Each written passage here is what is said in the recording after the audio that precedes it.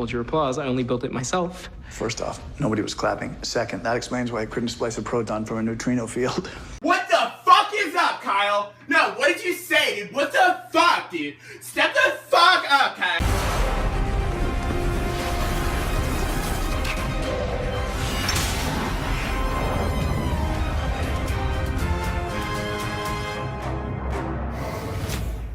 Hey guys, what is up? It is me, Pagey here, once again with another video on the crossover for this season. So we've had a decent amount of information and material coming out about the crossover for this season, seeing that they haven't even started filming the crossover yet. This time last year, I think the only information we really had on the Crisis on Earth X crossover was that comic art poster which highlighted what characters would be showing up. But for this year's crossover, we already know who is playing Batwoman, that Superman will be in the crossover, Lois Lane will be in the Flash and Supergirl episodes, and also that Legends will not be taking part. But now, thanks to a former showrunner on the Arrowverse, we have a bit of insight into one part of the crossover that might actually reveal some vital information that many people have been wondering about. And we will also go over a couple of other topics later on in the video after this main crossover topic. So at least for the Arrow portion of this year's crossover, which will be the second episode following The Flash and preceding Supergirl, Mark Guggenheim, the former showrunner of both Arrow and Legends of Tomorrow, will be writing the episode. Now usually we get the same writers for the entire crossover, so like 2 or 3 writers will write, all of the episodes, which, could still be the case. Mark, along with 1 or 2 other writers, could still be working on all the episodes together, but we just know that Mark is at least writing the Arrow episode, or at least taking part in the writing of the Arrow episode. So we will just have to wait and see who is working on those Flash and Supergirl episodes, which I'm sure will be revealed in due time. But this is the photo that Mark posted on his Twitter. So one thing that this 100% confirms, even though I think it was obvious this would be the case, but some people kept trying to debate this wouldn't be the case for some reason, and that is that the Arrow episode of the crossover will be episode 9 of Arrow season 7. We knew the Flash episode for this crossover was episode 9 of their season, and the dates for the crossover essentially confirm that Arrow and Supergirl's episodes of the crossover will also be their episode 9s. But yeah, as I said, some people tried to deny that would be the case, but here the proof is in the pudding, I guess you could say. So as we look at the only part that we can see of this script, it says int.argus, which I'm pretty sure means Interior Argus. Let me know if that's wrong. But regardless, it says Diggs' office. Obviously that being John Diggle. So it makes sense that if we are dealing with a big threat this crossover, which you would definitely think this is the case now that we have your boy Superman joining the gang, that the government or a government agency of sorts would be involved. Now we obviously don't exactly know what is going on with Diggle until we pick up with Arrow the week after Flash comes back, but we know, and this only furthers the point, that he still will be working with Argus in a higher up role. But one thing that little tease that the crossover does confirm is that Earth-1 will still play a role in the crossover, or it could be the actual setting. Ever since we got Batwoman confirmed for the crossover, the debate has gone on and on about what Earth the crossover would take place on. Would it be on Earth-1, Earth-38, which is where Supergirl is from, or would it be on a different Earth entirely? When we saw that Flash would be kicking off the crossover, this led many to believe that Earth-1 would be the host for the crossover, but then Superman got involved, which changed everyone's minds, and that Earth-38 was now going to be the crossover host. But now we see this, and that we will be going to Diggle and Argus, so does this confirm that the crossover is actually based on Earth-1?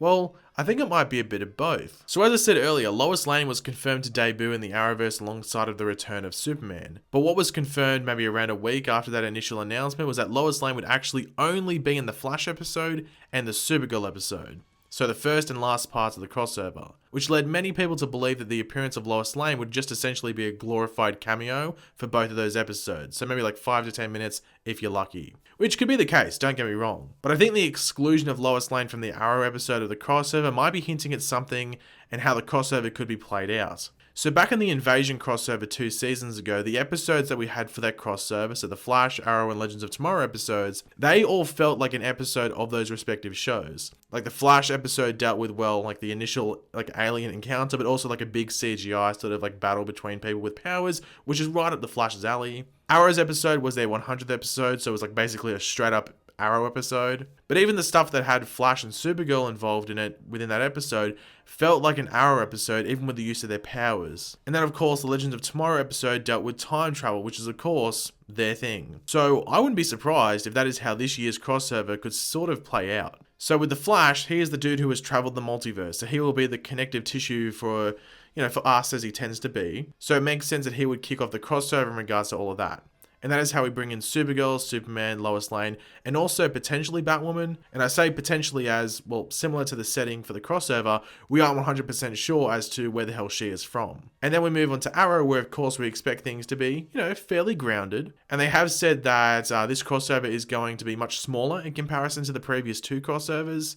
And we would have more of an Arrow feel as it takes, less of a fantastical approach to things. So it would make sense that the middle episode of the crossover, that being Arrow, just sort of calmed things down a bit and fleshed out the story and possibly the main threat or villain. Now the Arrow episode could be where we go to Gotham and all of that. I think that would be fitting if that is the case. But we do know that in the Arrow episode, we go to Diggle and Argus, whether that is Green Arrow and the gang, or it is literally like Diggle picking up a phone or something like that. Regardless, Earth-1 will play a part, but I do hope it is more than that. As I've said, I would rather Batwoman be on Earth-1, but we will just have to wait and see what happens there if that's going to be the case.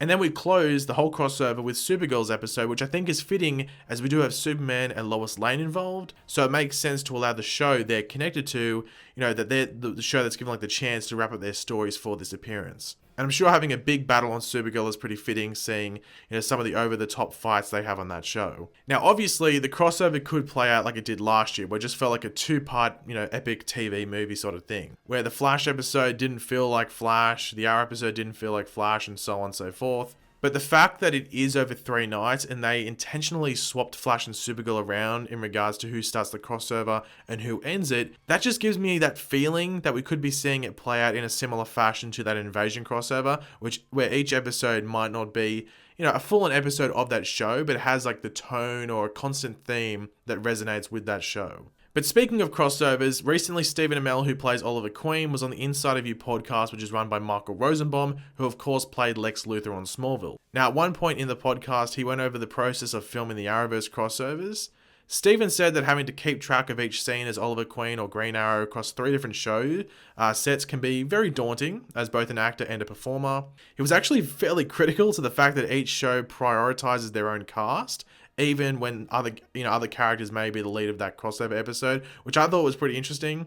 Like someone called Keemstar, we might have a drama alert episode in the making there. But also Stephen went on to talk about the fun that is had and where the most fun is had with the crossovers. Flash is my favorite show to go to because there's something special about doing scenes with Grant. I just love doing scenes with him. There's just something about that dynamic. And yeah, I'm sure we'll see more great scenes between both Oliver and Barry, or Stephen and Grant, in this year's crossover. But Stephen also talked about the future of Arrow and just the mantle of Green Arrow, as he was asked about being in a role for as long as he has, and the issues with being typecast and how, you get out of that. And the topic of Oliver dying was brought up, and this is what Stephen said in regards to that, and where he believes the show could go without Oliver, but without him dying. I find it incredibly difficult to believe that would ever happen. I don't know that anyone would allow themselves to be cornered by killing the title character of the show. The only thing that is left for him to do, and he doesn't need to die to do this, is he needs to leave a legacy. Because we have all these other shows that exist. So whether Arrow continued on in the absence of Oliver Queen, or someone else took up the mantle of the Green Arrow, I think leaving a legacy is the last box left to tick for the character. Now personally, I have said this many times, and some of you would have heard me say this before, the idea that a hero has to die to end their run in a universe or just their show is fairly silly. I believe that a character's run on a show should be them, becoming that hero, and that is where we leave them. So when Arrow eventually ends, I don't want Oliver dying. I feel like there'd be a massive waste of time. Like we spend all this time with him and he just dies. Like that's a bit of a crappy payout. I really wouldn't even want him hanging up the hood. I would just want him to be in a spot where everything is even, everything is calm, and everything is right. Where Star City accepts him as their hero. Star City is Oliver's legacy. Arrow wouldn't be able to run without Stephen Amell. Like, I firmly believe that even if they brought in another character to play Connor Hawke or something like that and, be like this new cool Archer, I think Stephen Amell is the heart of that show. Like, we've already seen the response that Diggle got as Green Arrow. Everyone was sort of over it within like a couple of weeks.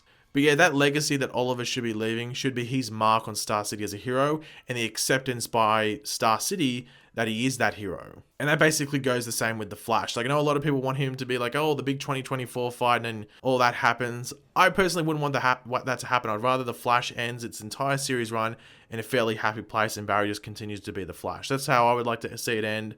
And it just basically goes with a lot of other superhero shows as well. But thanks for watching, guys. Hopefully you enjoyed the video. If you did, it'd be awesome if you could drop a like and it to show your support. Let me know in the comment section down below your various opinions on the different topics we went over in this video. And of course, if you are new to the channel, make sure to subscribe. I'll catch you guys later. Goodbye.